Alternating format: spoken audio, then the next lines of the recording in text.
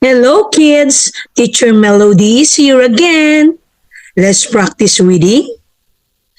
All right. Are you ready? Now let's start with a short E sound. Id or ed. Head, lead, read, bread, dread, tread, spread, thread. Now it's your turn.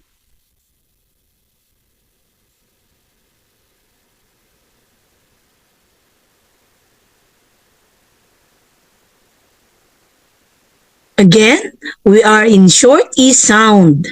Ek, deck, heck, neck, peck, check, fleck, speck, wreck.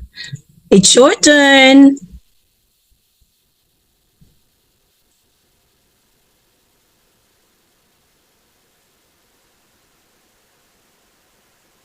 Now let's go to long E sound.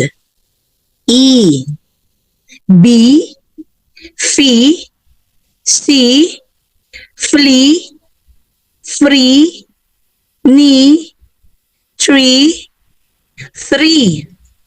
It's your turn.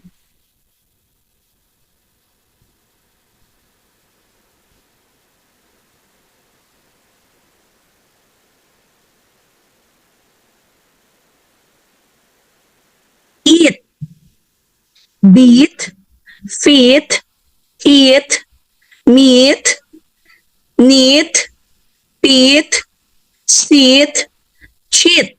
It's your turn.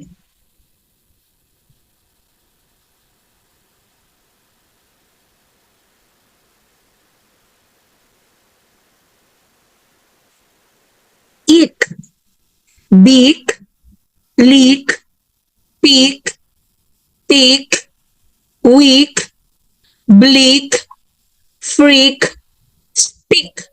Your turn.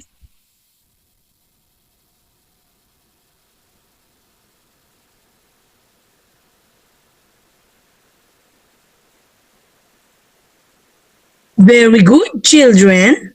Please subscribe. Thank you.